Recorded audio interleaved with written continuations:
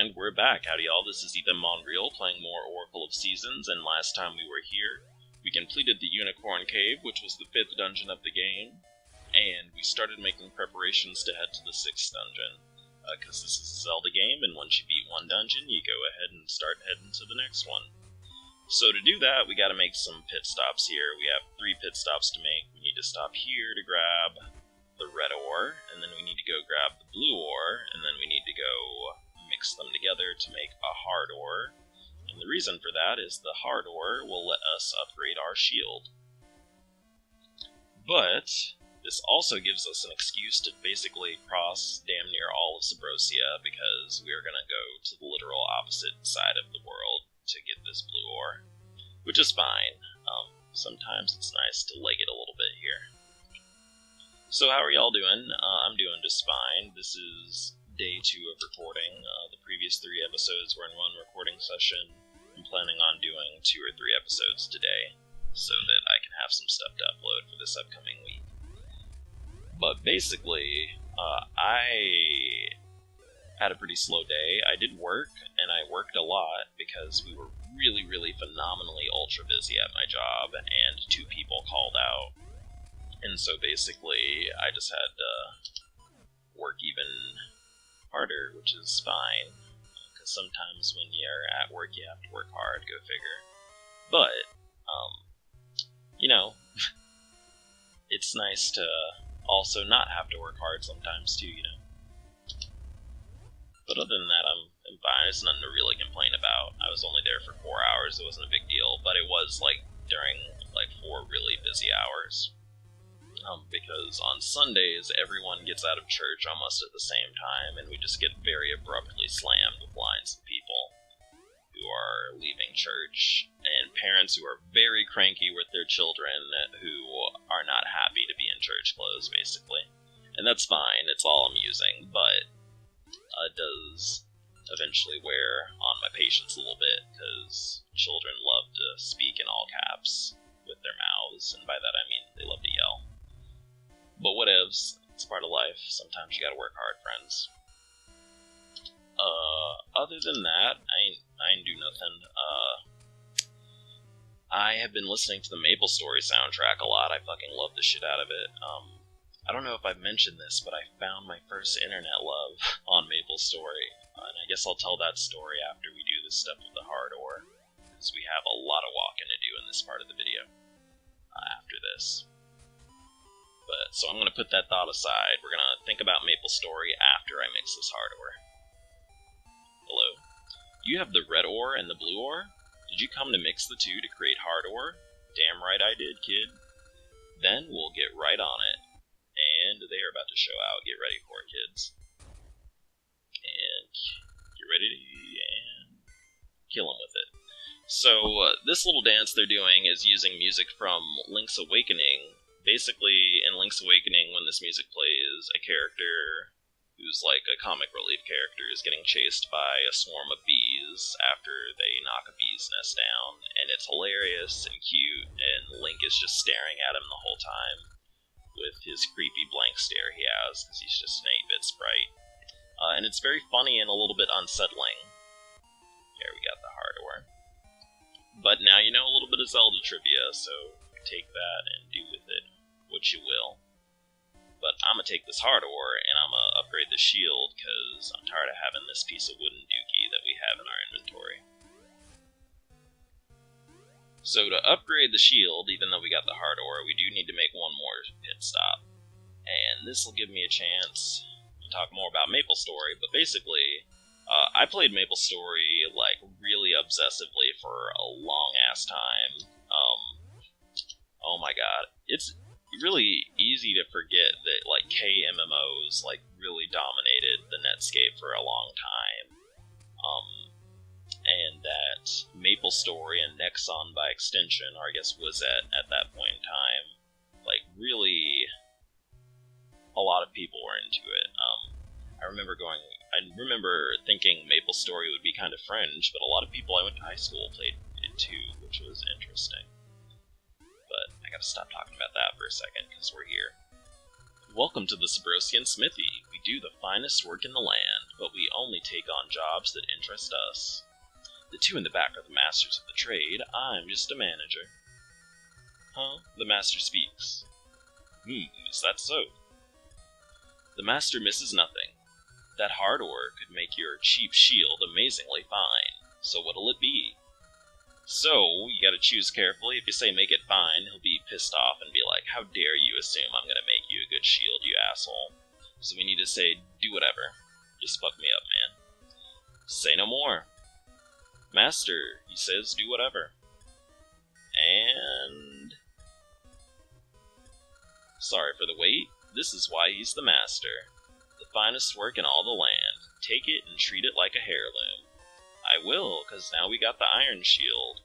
So this is not actually even that much different from the wooden shield, but it is a lot bigger. If you can't tell, it's actually almost the size of Link himself. And it matches the sword, which is important. They're both the same color. So we're going to be able to upgrade our shield one more time in this game, and the sword, and we're going to actually do it relatively soon, but not until we're at least halfway to the next dungeon. So for now, we need to piece out of Subrosia, and we have a treasure hunt to do.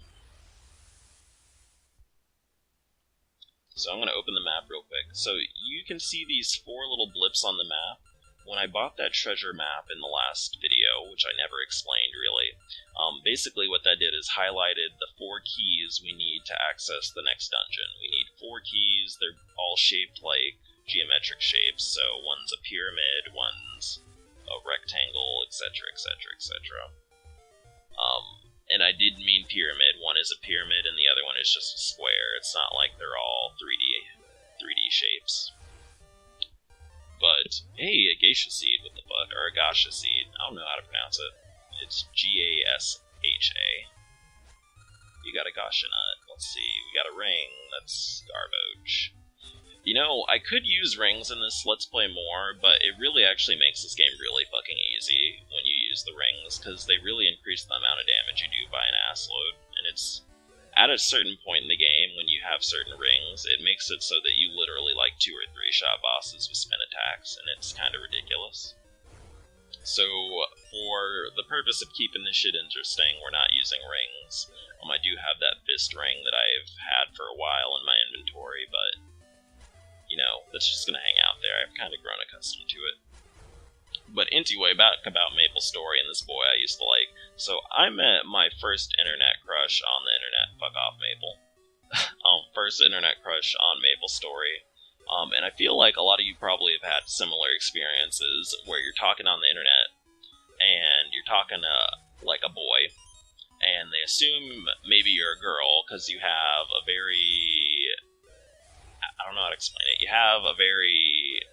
You are a very gentle young man, and so you have very gentle speech patterns that they assume that you are a girl or something, and you just kind of run with it, because it's nice to have the attention of boys when you're a big old homo. And so I started talking to this dude, and then he was like, "Are you a girl?" And I was like,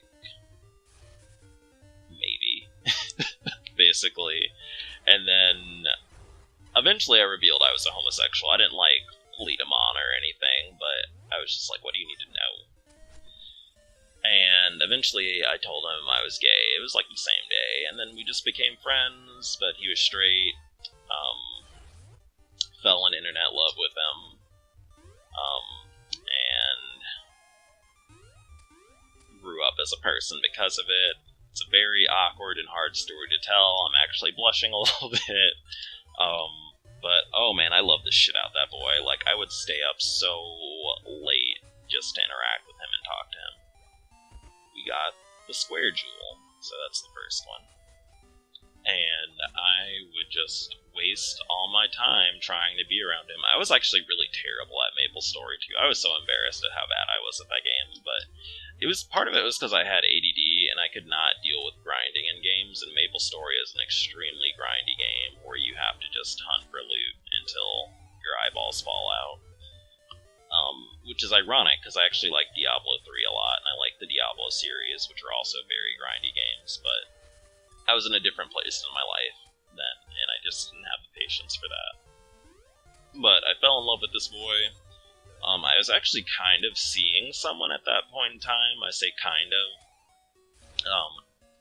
because it was basically like I had this kind of older kid I went to school with who I would like hook up with sometimes, and I called it dating because I was projecting.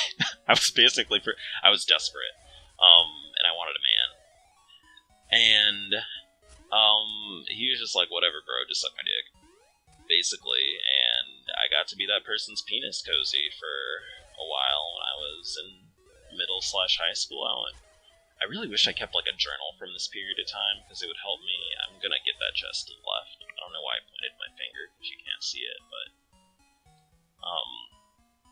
basically ended up that dude's penis cozy while I was in middle school, and that was wonderful.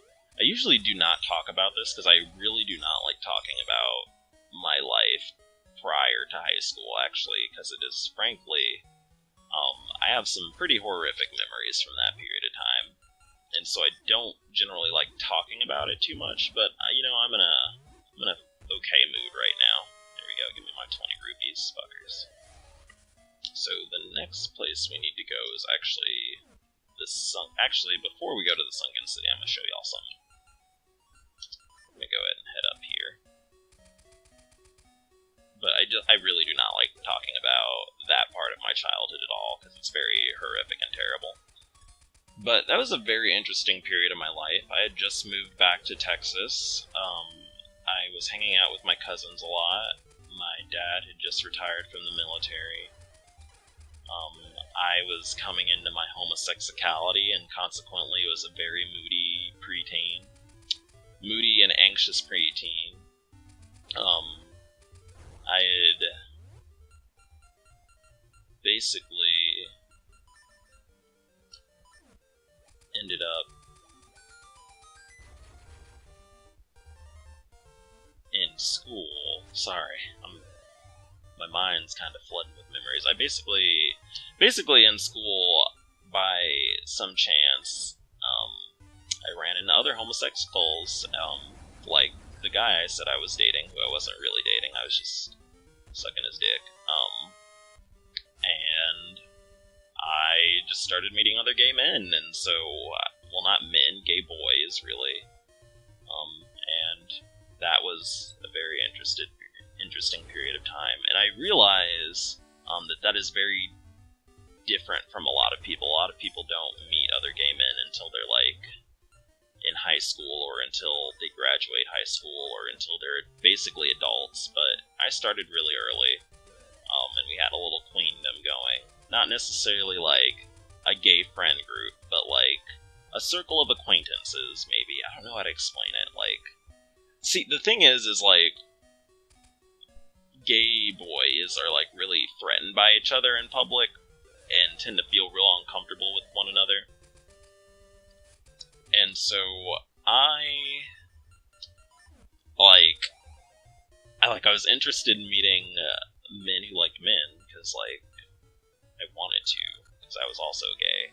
But at the same time, I was like, I don't want to be with these queens, though. Like, so I would have, like, my diamond tiara on, and then be frowning at, like, these girls with their diamond tiaras on their heads, and making fun of them for being also as homosexual as I am, but anyway, I've got you.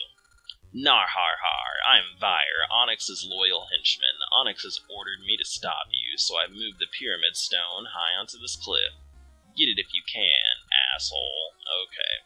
So this really is literally just an inconvenience. This little fucker literally just moved it like a few inches away, and so all you have to do is just warp back to the Sunken City and go back the exact same way we already went. And that really did not...